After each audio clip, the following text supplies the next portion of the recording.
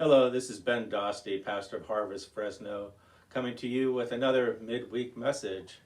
Here we are, still going at it with the shelter in place, and a lot of things are happening in terms of figuring out what to do next. And a lot of people are still very confused.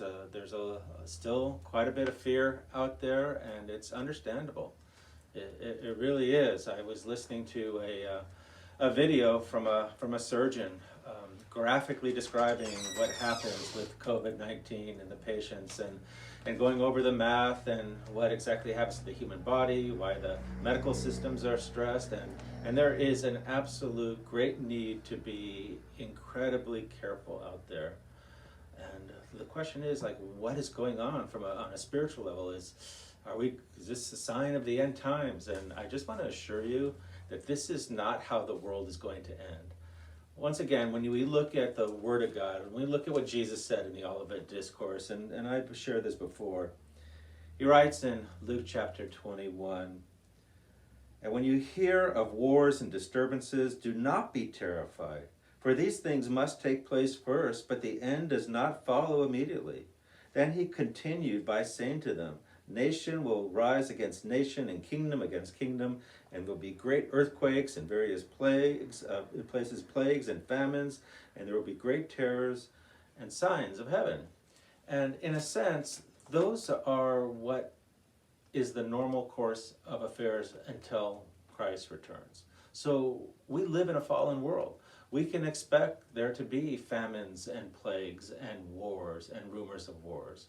That's the natural order of living, again, in a fallen world.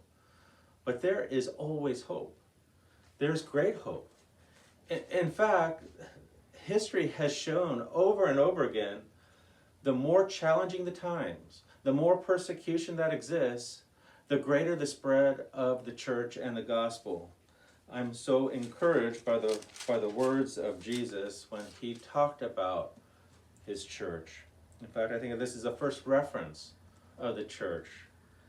And this is when Peter identified him to be Lord, and he says in Matthew chapter 16, verse 18, "And I also say to you are Peter, and upon this rock I will build my church, and the gates of Hades shall not prevail against it."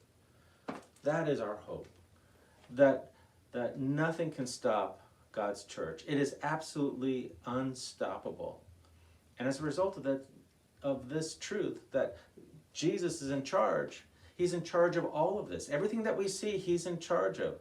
He's in control of. And so we have our hope that he has promised that the church is going to go forth no matter what.